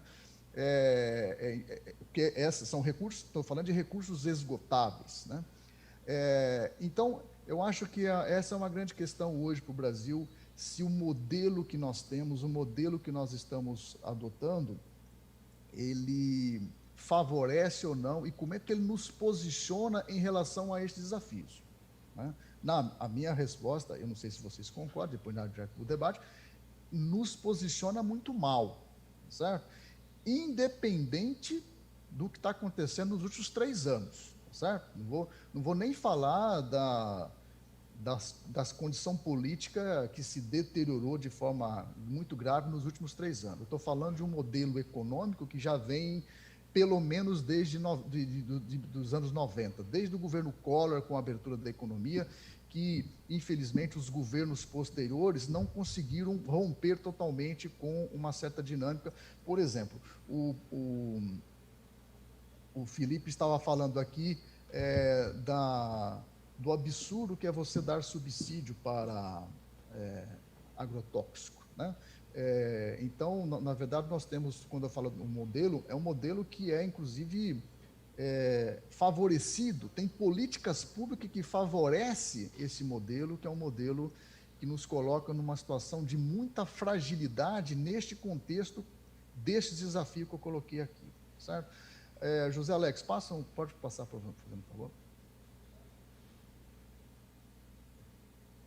Bom, obviamente que essas questões, esses problemas, sobretudo os problemas ambientais, associados aos sociais e econômicos que nunca foram totalmente superados, né, apesar das promessas, apesar de todas as pessoas que fazem apologia do livre mercado, do capitalismo, usa, né, como grande trunfo do capitalismo a capacidade que ele tem de gerar riqueza, superar a pobreza, etc. Mas, apesar disso, isso nunca aconteceu, muito pelo contrário. O livro do Thomas Piketty mostra que nos últimos 30 anos, 20, 30 anos, aumentou a desigualdade e pobreza no centro, né? Lá onde nós sempre usamos como modelo, Europa, o mundo desenvolvido. Então, percebam que o problema é global, não é só brasileiro. Agora, dos anos 60 para cá, junto com esses problemas ambientais e sociais, nós tivemos o agravamento dos problemas ambientais. E óbvio que esses problemas, mesmo que eles foram ficando evidentes, né, foram ficando cada vez mais claros para as pessoas que pensam o mundo, pensam o desenvolvimento, isso foi suscitando, então, podemos dizer, novos paradigmas, novas formas de pensar o mundo, nova forma de pensar a economia, nova forma de pensar o desenvolvimento econômico, vamos dizer assim. José Alex, por favor. Até os anos 60, o chamado desenvolvimento era muito dominado pela ideologia do desenvolvimentismo, onde o desenvolvimento industrial e o crescimento econômico, sobretudo o crescimento da renda per capita, eram sinônimos de desenvolvimento social, né? Havia um grande culto à industrialização e a poluição era vista como sinônimo ou sinal de progresso. Por favor, José Alex, pode passar. Eu trouxe aqui, por exemplo, pode passar, duas figuras para mostrar isso. Aqui é um cartaz da antiga União Soviética, e traduzindo isso aqui, a fumaça dos chaminés é o fôlego da União Soviética. E esse aqui é uma outra coisa muito curiosa, uma propaganda que foi feita na revista Visão em 1973 do governo de Goiás. O governo de Goiás, provavelmente ávido por atrair investimentos, e olha o título da mensagem: mande sua poluição para Goiás, né? Então vejam que, apesar do que nós temos hoje, professor, apesar em função do tempo, acelerar um pouco, por favor. Tá bom, obrigado, Zé. Então, essas mudanças de paradigmas, quer dizer, isso aqui mostra exatamente esta grande mudança que ocorreu, né, nos últimos 40, 50 anos, que, apesar de não termos chegado ainda onde precisamos chegar, o fato de estar ocorrendo uma conferência das Nações Unidas na COP26 só demonstra isso, né, exatamente para chamar a atenção de como que metas estabelecidas e objetivos no Acordo de Paris não foram cumpridas, sobretudo no Brasil, mas mostra que... pode passar, por favor, José Alex? Nos últimos tempos, houve uma mudança interessante no corpo, né, da ciência econômica, que aquilo que era chamado de apenas crescimento econômico, ao longo do tempo, foi se alterando. Então, em algum momento, acrescentou ao crescimento também outras variáveis, como renda per capita, educação, expectativa de vida, por exemplo, o IDH, é uma outra forma mais ampla de medir, e atualmente, né, nós estamos falando de desenvolvimento sustentável. Então, além de renda per capita, além de educação, além da expectativa de vida, nós estamos falando também de qualidade ambiental, preservação de recursos, redução de poluição e assim por diante. Então, eu vou parar por aqui, porque eu sei que o tempo está avançado, e depois a gente abre para o debate. Mas o que eu queria frisar aqui estas mudanças de paradigmas, elas estão ocorrendo, talvez lentamente, né? Não está ocorrendo talvez na velocidade que nós gostaríamos que elas ocorressem, mas elas têm relevância porque elas têm trazido para o mundo, né, não só da ciência econômica em si, da pesquisa, mas também, sobretudo, no mundo dos negócios, né? Por exemplo, junto com a Agenda 2030, que eu acho que talvez seja talvez a definição hoje mais ampla do que é desenvolvimento sustentável, a partir dos 17 objetivos, você tem paralelo o Pacto Global, que é uma tentativa de engajar empresas privadas para também, né, atuar em favor ao chamado Objetivos de Desenvolvimento Sustentável, certo? Então, eu vou parar por aqui e abro então depois para perguntas e para dúvidas e para o debate em função do tempo aí que está bastante avançado. Obrigado e fico à disposição. Obrigado, professor. Então, dando sequência aqui à nossa atividade, estou abrir aqui para questionamento, para perguntas, para considerações, por favor. Ana.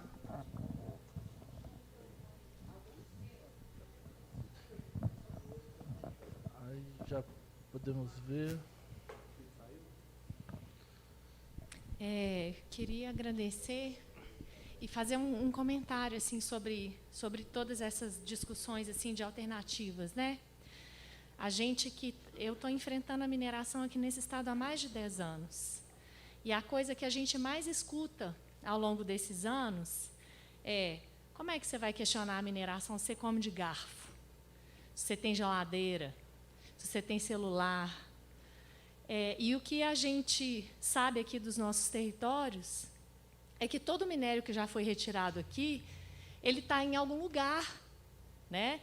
Essas bilhares, trilhares de toneladas exportadas, eles estão em algum lugar. E nós, como pessoas que estamos sendo mortas, né, assassinadas, tanto pela destruição das águas quanto pelo rompimento de barragens, a gente não quer doar as nossas vidas para que a humanidade continue tendo celulares, né? Assim, nós, como pessoas que vivemos nesse território, entendemos que a humanidade tem que lidar com tudo que já foi extraído. Porque uma coisa que a gente sabe aqui, sempre escuta desde criança, é que minério não dá 2 lavras. Então, essa discussão. Assim, a gente precisa, já está extraído, tem a obsolescência programada, não temos reciclagem, não temos fiscalização. Então, sempre pensar nesse argumento, assim, porque ele é muito comum aqui. A mineração, ela implantou esse argumento na discussão cultural. Mas isso não é real, né? A gente pode exigir que exijam celulares que durem uma vida, que passem de mãe para filho, né? Tecnologias não nos faltam, mas a água falta. A água está faltando, e eu penso que o limite do que a humanidade precisa ou não, ele tem que estar alicerçado nisso, na sobrevivência de povos e territórios. Isso eu estou falando só de nós, pessoas, e os ecossistemas, né? E os seres vivos que estão sendo impedidos de existir porque nós precisamos de celular. Eu estou trazendo essa fala assim, porque ela é muito marcante e é uma fala de má-fé.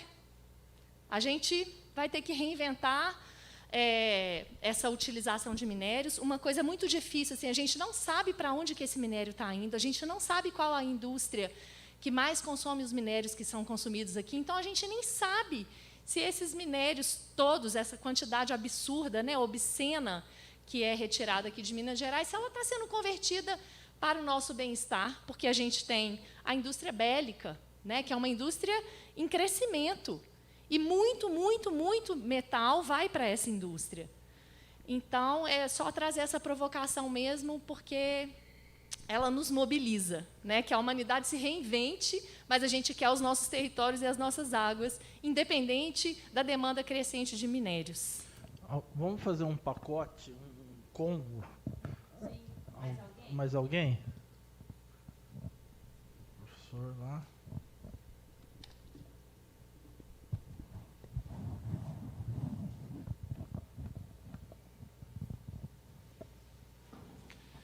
Boa noite, muito obrigado pelas excelentes considerações. Meu nome é Paulo Rodrigues, eu estava no painel pela parte da manhã e eu teria algumas considerações e umas perguntas para fazer principalmente para o Marquito, porque eu sou um ferrenho defensor e entusiasta da agroecologia, em especial dos sistemas agroflorestais, e venho acompanhando muito o crescimento da divulgação, por exemplo, das hortas urbanas como uma alternativa para a população de baixa renda, para a segurança alimentar de comunidades, né, de baixa renda.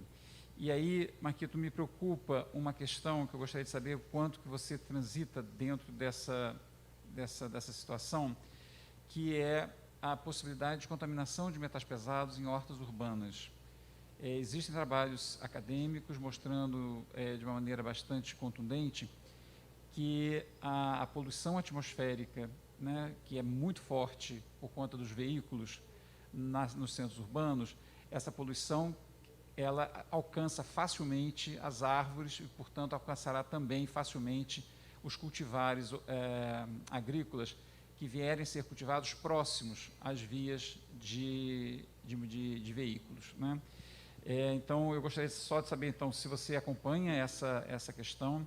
A outra questão é, tendo em vista que o Brasil já era um grande consumidor de agrotóxicos, agora, nos últimos anos, no governo Bolsonaro, houve uma explosão completamente desenfreada de mais agrotóxicos e agrotóxicos persistentes. Como é que fica, por exemplo, então, a compostagem de matéria orgânica dentro desse cenário de hipercontaminação de agrotóxicos persistentes? Bom, essas seriam as minhas grandes dúvidas. Eu gostaria de saber também o quanto o conceito de agricultura regenerativa já anda permeando. Eu, particularmente, faço parte de um grupo nacional, né, de também entusiastas pela agroecologia, mas já no viés, eu chamaria isso de um passo adiante, da agricultura regenerativa. Portanto, hoje não é mais possível a gente imaginar uma agricultura sustentável. Ela tem que ser muito mais do que sustentável, ela tem que contribuir para a regeneração dos ecossistemas. Enfim, seria isso. E aproveitando também vou fazer aqui uma autopropaganda, nesse meu entusiasmo pelos sistemas agroflorestais, eu desenvolvi, junto com uma ex-aluna minha, uma plataforma na internet do mapa atualizável recorrentemente, de onde estão os sistemas agroflorestais no Brasil. Isso já vem ocorrendo desde 2016, 2017, quando eu tive a ideia desse projeto, e eu acho bastante interessante como um argumento para provar que sistemas agroflorestais não são apenas 2 ou 3 agricultores, mas sim é uma tendência nacional, e isso já está espalhado pelo território nacional com muita visibilidade, né?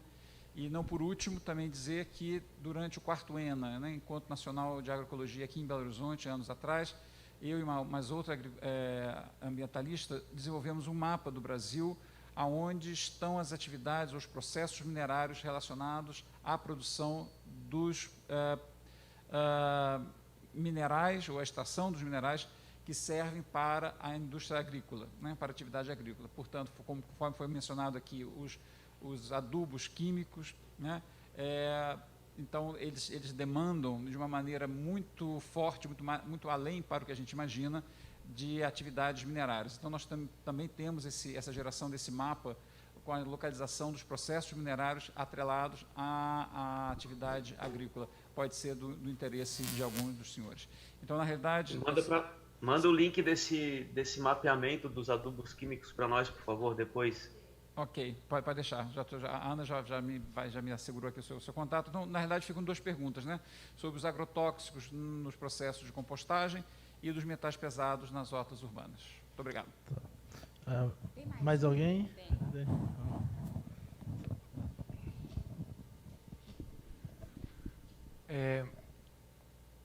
Aqui quem fala é a vereadora Duda Salabert. Eu quero agradecer os companheiros pela mesa, pela aula.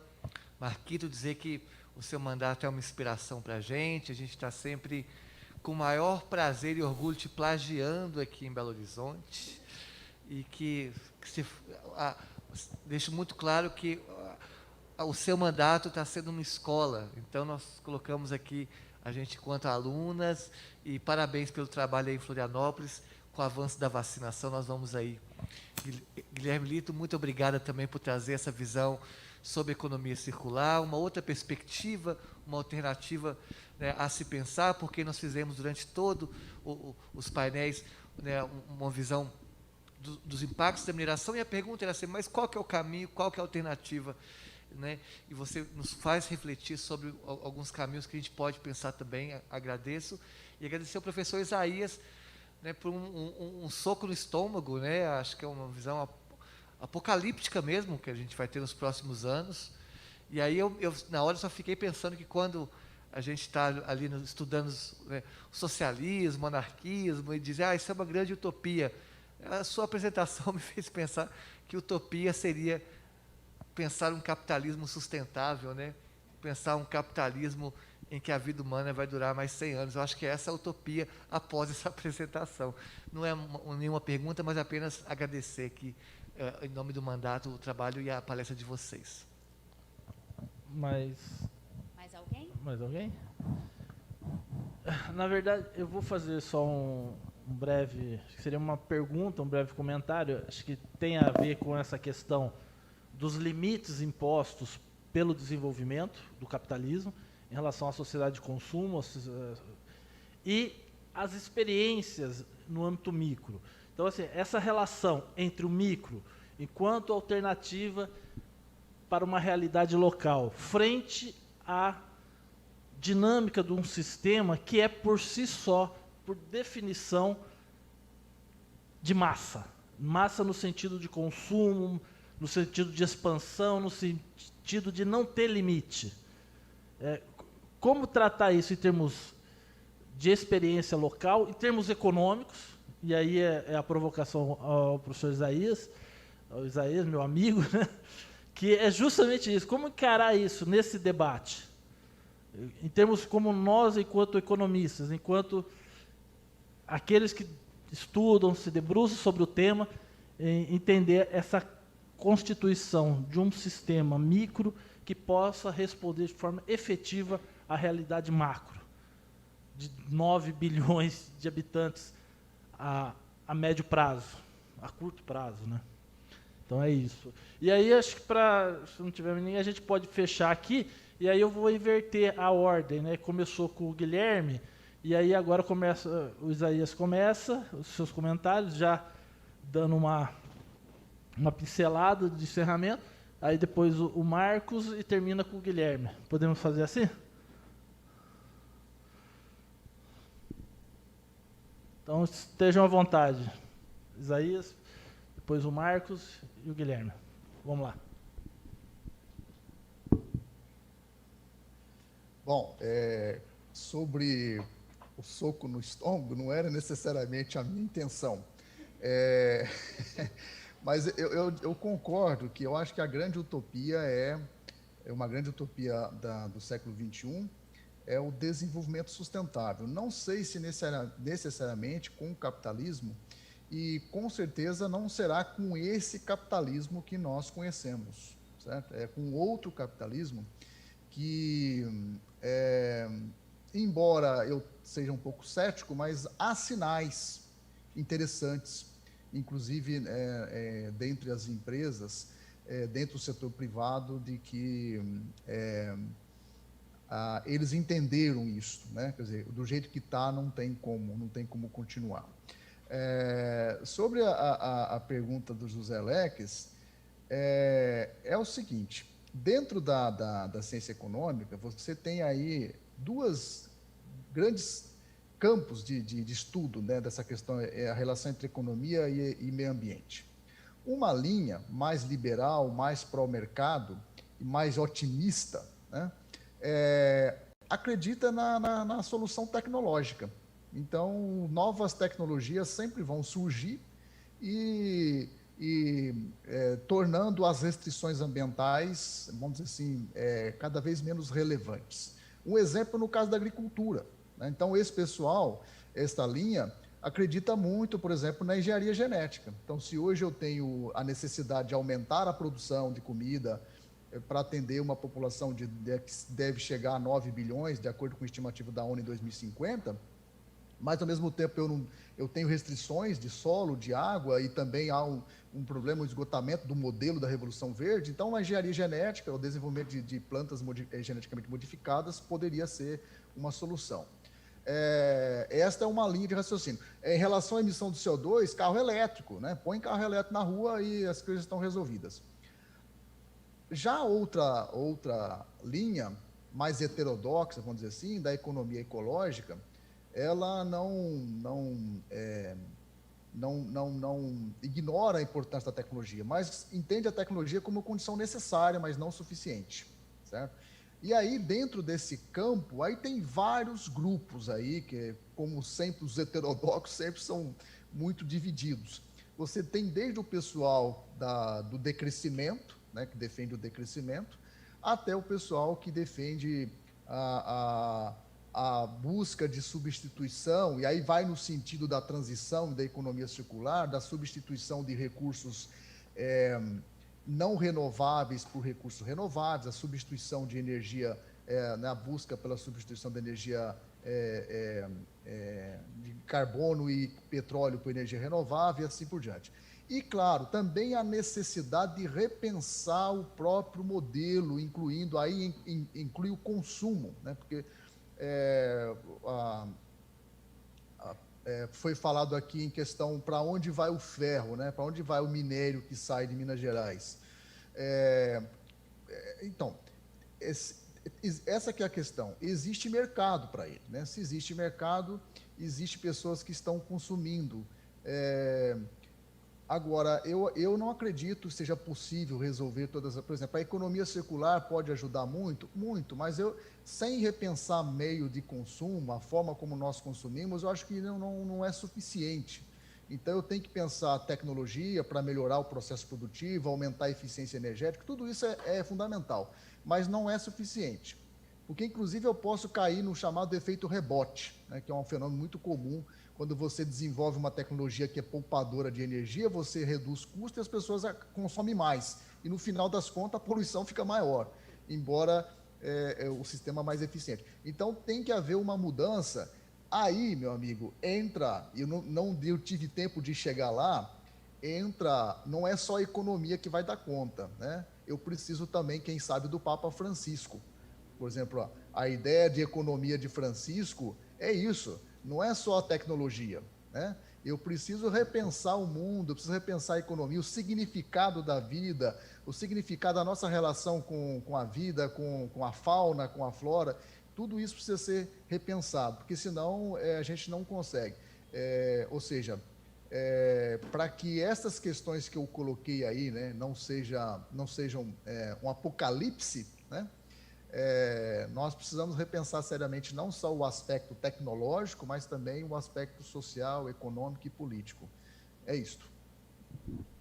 Obrigado. Marquito, você se incomoda se eu subverter a ordem aqui e entrar na frente? Porque minha filhota está aqui, já deu o horário dela de dormir. Então você tem prioridade total. Bom, vou furar a fila aqui. Eu te compreendo perfeitamente, toca. Obrigado. Então vai ser um comentário mesmo bem curto, que eu acho que Bom, primeiro agradecer muito a possibilidade de estar aqui discutindo com vocês, mas a sensação que eu tenho é que essa mudança é muito difícil da gente conseguir ler A gente está numa sociedade fraturada, com muitas feridas abertas, está muito difícil, inclusive, de conversar e de fazer sentido de tudo que está acontecendo. E ontem eu estava conversando com a minha esposa e a gente chegou nessa... Muitas vezes a gente pensa mudança como se fosse da noite para o dia, né? Como se fosse virar uma chave, como se fosse definir uma visão e um plano para chegar lá. E aí a frase que ela trouxe foi: não é da noite para o dia, mas é como da noite para o dia, como do dia para a noite, né? Eu comecei hoje a fala, estava tudo claro aqui, e agora já tive que ligar a lanterna do celular e tudo. Então, aos pouquinhos vai ficando escuro, né? Então, aos pouquinhos a gente vai vendo movimentos muito importantes, como esses mandatos que estão presentes aqui nessa chamada, como as agendas das empresas de ESG, como a agenda de carbono que está sendo discutida agora de uma maneira bem torta, se você me perguntar. Então, a sensação que eu tenho é que a gente precisa ter uma boa dose de discernimento, de tentar... A empresa não é necessariamente do mal ou do bem. Qual empresa? Quem que está ali dentro? Qual é o projeto? Com quem que... Da mesma maneira, as políticas públicas, da mesma maneira todo o resto. E é muito difícil, inclusive para pessoas bem intencionadas, entender o que desencadeia das ações que a gente está tomando, das políticas que a gente está desenvolvendo. Então, só para pegar um exemplo do Paulo, que eu também sou um grande entusiasta da agrofloresta e agricultura sintrópica e etc., um grande fenômeno que a gente está vendo agora é o da gentrificação verde, né? Agora, você plantar com policultivo de maneira agroflorestal e tal virou um grande business, porque realmente a floresta de pé tem muito valor, porque daqui a pouco a economia do carbono vai valer muito dólar. E aí o que você faz? Você reproduz os mesmos processos que fizeram as pessoas virem para a cidade, né? Você vai agora reproduzir de novo esse processo no campo, excluindo as pessoas desse desenvolvimento. O Bill Gates hoje é o maior dono de terras dos Estados Unidos, né? Então, assim, nada contra o Bill Gates exatamente, mas eu acho que isso reflete um pouco dessa ambiguidade, porque a gente pode ter um mundo carbono positivo e morto, porque a natureza é muito mais complexa do que só carbono e o que cabe nas nossas contas. A gente pode ter um mundo só com agroflorestas e policultivo e floresta, coisas lindas, onde as pessoas estão deprimidas, excluídas, né? A gente pode ter pessoas com renda, mas sem trabalho, e aí não tem uma vida que sente que é digna. Então, assim, os problemas são muito complexos. E a sensação que eu tenho é que isso, as mudanças estão acontecendo sempre. E vai ser difícil para a gente conseguir separar, como dizem, o joio do trigo, né? O que é significativo, o que não é. O que aponta para um lugar que a gente quer, o que não aponta. Então, hoje eu estou resistindo muito à tentativa de criar utopias, não porque eu não acho que elas são necessárias, mas porque eu estou tentando investir muito a minha energia em o que está acontecendo agora, para onde isso está apontando, o que a gente não quer do que está acontecendo agora e o que parece estar indo para um lugar bom, e não exatamente uma visão futura. E só eu acho que o Isaías foi fantástico nesse final aí do Papa Francisco, que foi também o final da minha fala, né? Eu acho que não os que falam em nome de Jesus, mas Jesus mesmo, a figura histórica, Gandhi, muitas figuras indígenas hoje, eu acho que a gente tem muito que aprender no modo como eles vivem. E eu acho que a gente tem que ser bastante humilde, não idealizar, mas se inspirar, porque não há economia circular e agrofloresta que cuide desse nosso estilo de vida, que vive, gera, como diz o Papa Francisco, gera desertos exteriores que são apenas reflexos de desertos internos que nós temos. Eu vou agradecer demais o convite e eu vou lá porque, não sei se vocês estão ouvindo, mas a pequena está aqui precisando de atenção. Você está totalmente liberado. Obrigado, filho. Valeu. Guilherme. Um abraço. Marcos, esteja à vontade. Beleza, gente. Pode me chamar de Marquito, tá escrito Marcos aqui, mas foi automático, não sei como que chegou. Fica bem à vontade, bem tranquilo.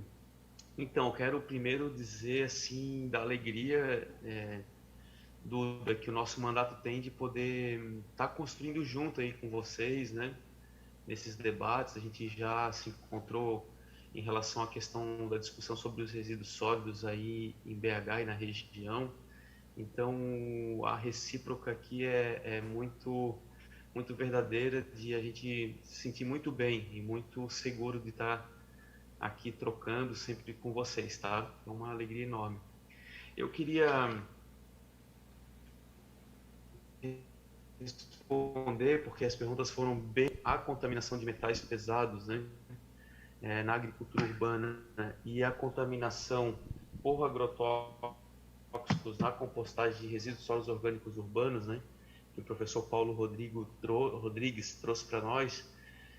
Primeiro, né, acho que é importante considerar e cuidar dessas questões, né. A questão da contaminação por metais pesados na agricultura urbana, ela está sempre muito pautada assim, numa agricultura urbana, numa das agriculturas urbanas, né, que é essa agricultura urbana intra-urbana. Porém, a agricultura urbana ela é muito diversificada, né, e ela também está muito nas franjas, nas periferias, né, então, tem um alto fluxo de carros, né? Em geral, esses dados, essas informações, elas se apresentam Ô Marcos, será que fechando a câmera ajuda o áudio? Tá picotando.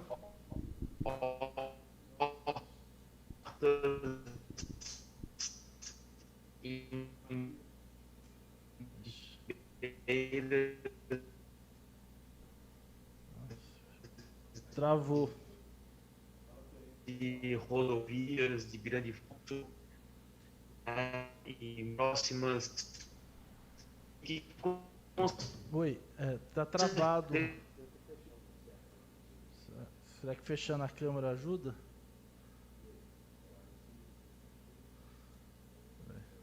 Travou.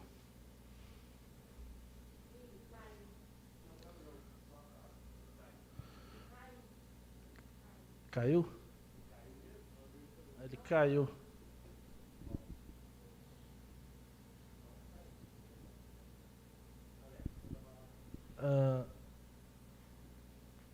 Então, acho que dando sequência aqui para a gente fazer o encerramento, eu vou chamar a companheira Duda para dar esse retoque final aqui. Agradecer aos palestrantes, agradecer eu particularmente ao mandato, aos companheiros que estão aqui, que fizeram todo esse trabalho, né? Passar para a companheira Duda.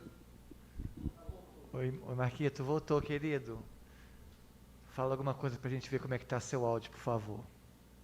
Nossa, caiu tudo. Minha internet aqui é bem ruim, gente, tá? Eu tô em casa hoje, então... A gente sugere você fechar a câmera, a gente ouvir só a sua voz que caiu de novo. Tá. Não, é isso. Aí é só sua voz que a gente garante a resposta. Tá, vou ser bem rapidinho, então. Eu acho que tem que considerar, sim, tem que estudar muito e tem que considerar porque, com certeza, a emissão de medos industriais urbanos, elas são muito presentes, né? Ao mesmo tempo, acho importante destacar também que não estamos isentos, né, de chuvas e de outras ações ambientais que podem carregar, sim, metais pesados, e isso pode estar em qualquer outro tipo de produção de alimentos, né? Então, acho importante, tá? Segundo, sobre a questão dos agrotóxicos nos alimentos ou nos resíduos de alimentos utilizados para compostagem, né? Então, primeiro que dizer que os agrotóxicos eles não ficam somente nas cascas, né? E que compostagem a gente utiliza os alimentos preparados, os alimentos pré-preparados, né? Então, o corte, o uso de todos os tipos de alimentos que não foram ingeridos, eles vão para a compostagem. Também os resíduos de podas, de jardinagem, assim por diante. Então, com certeza, eles levam resíduos de agrotóxicos e outros resíduos.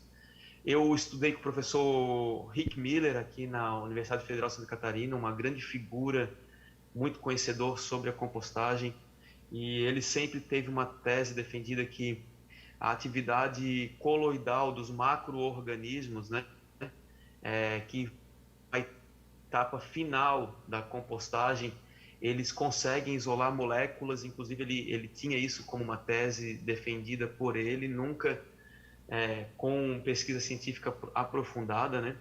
Mas uma coisa eu posso dizer com certeza, é muito mais adequado a gente transformar os resíduos orgânicos, resíduos sólidos orgânicos urbanos, em composto e utilizar esse composto sem medo do que a gente utilizar adubo químico sintético diretamente no solo, do que a gente dispor desses resíduos sólidos em aterros sanitários ou lixões, né?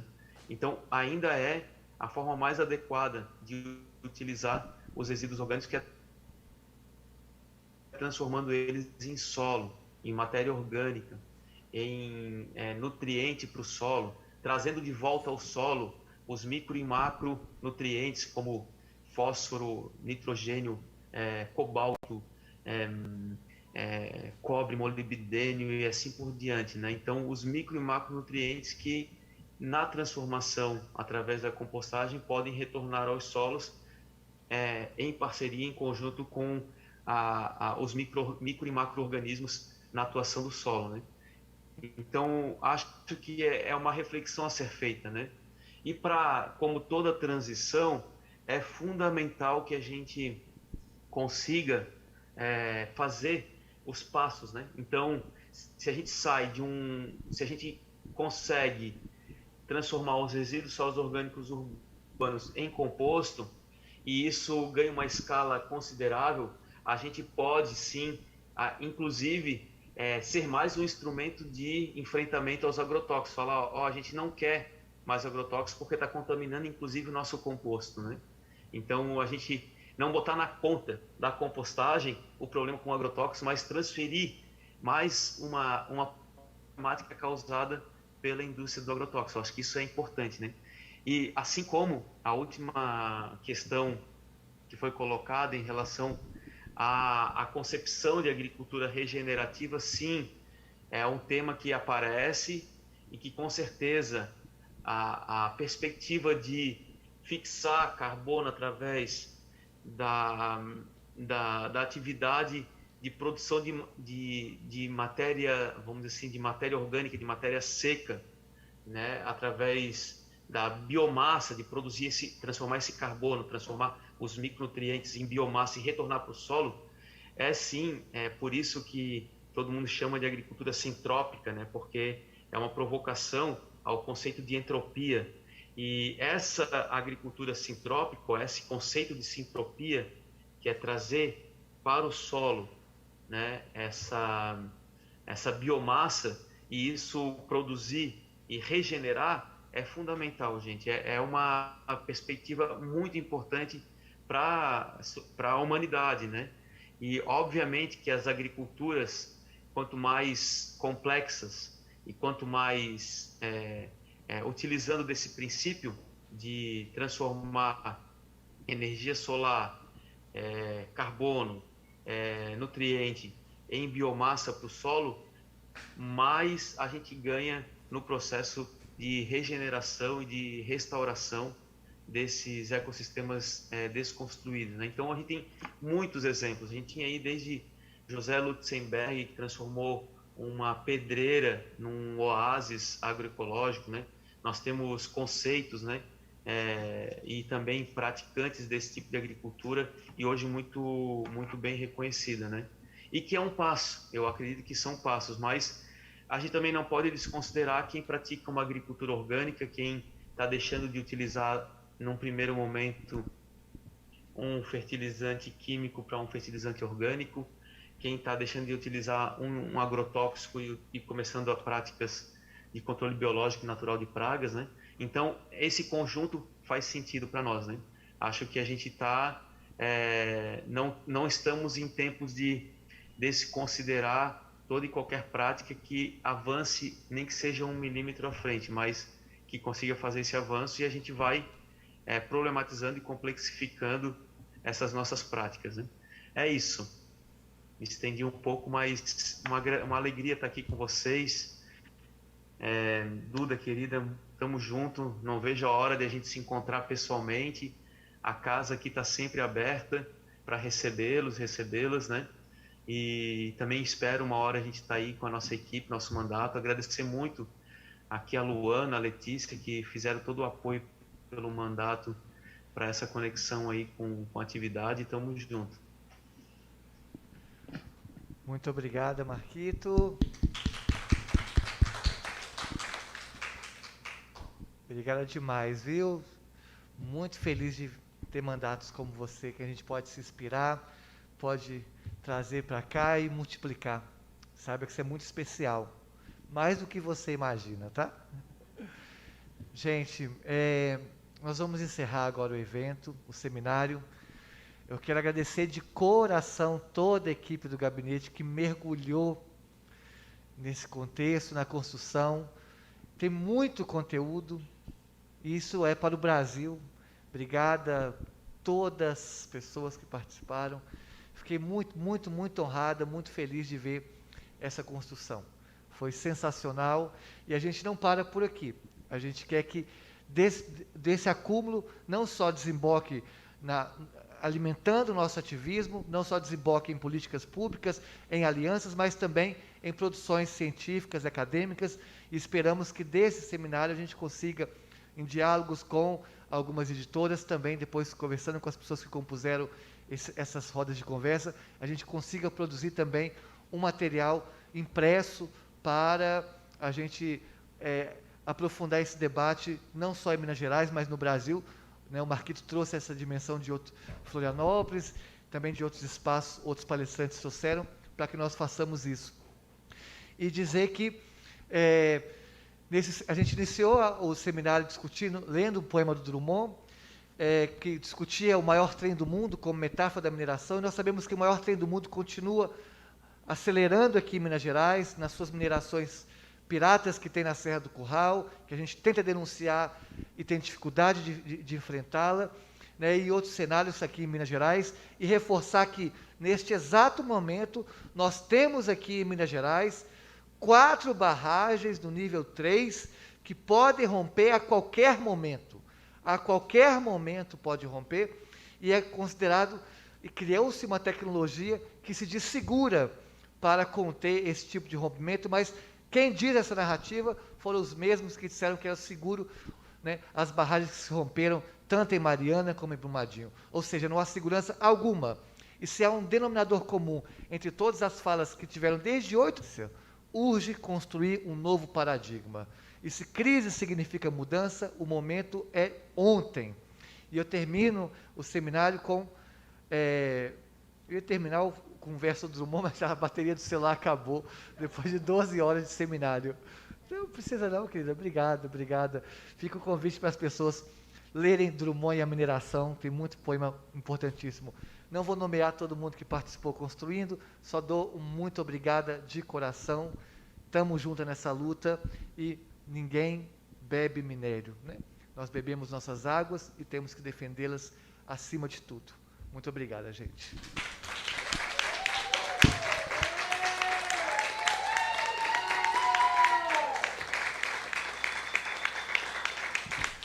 Sônia, um arraso, viu? Né? Interpretando aí. Marquito, beijo, tchauzinho, meu bem.